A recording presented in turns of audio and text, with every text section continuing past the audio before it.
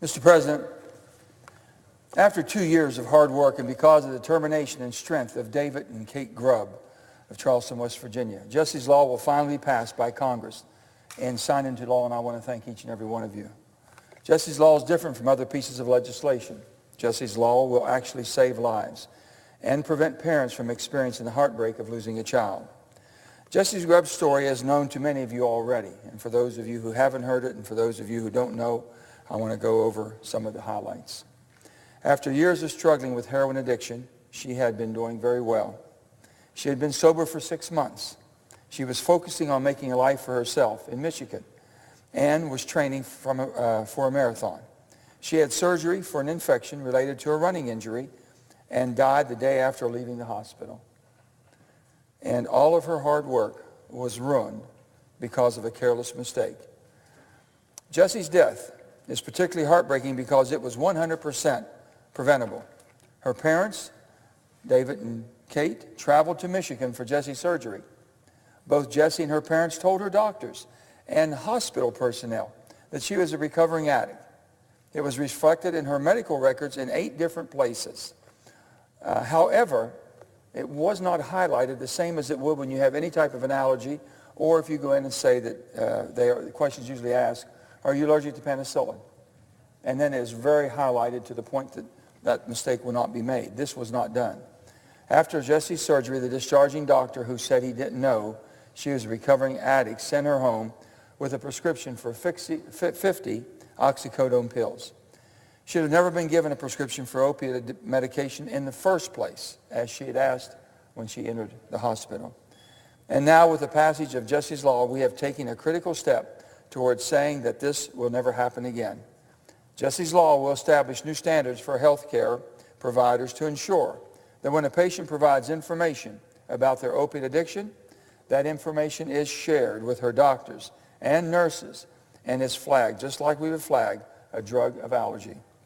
Having the critical information will help ensure that healthcare providers can make medically appropriate decisions about pain management for recovering opiate addicts.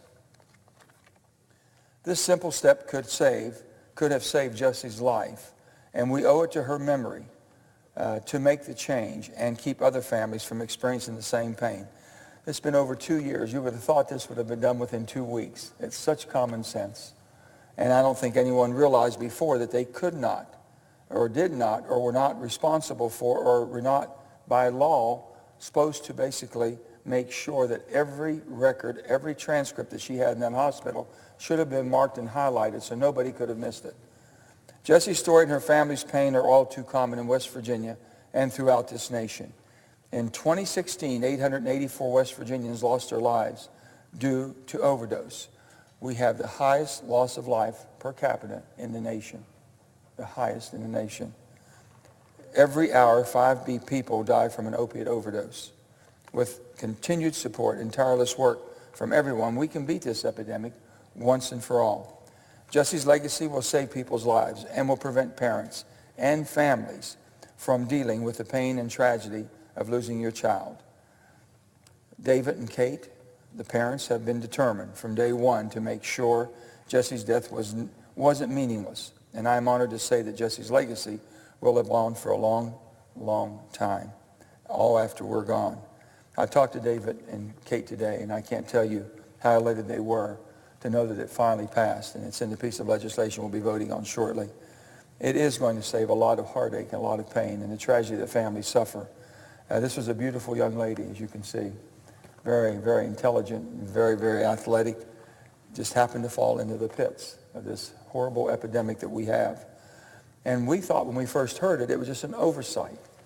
But there's the HIPAA laws and all the different concerns that people have from privacy that we weren't able to change it. And Mr. President, you being a physician, knowing how the hospitals work and how the information is treasured and guarded. But this was one that we thought, my goodness, if an allergy and if you're allergic to penicillin and I come in as a patient and tell you I'm a recovering addict, please make sure everybody in this hospital knows that I've had an addiction and I still have an addiction problem, which I'll have all my life. But I'm recovering 6 months sober. And for some reason, it was not identified.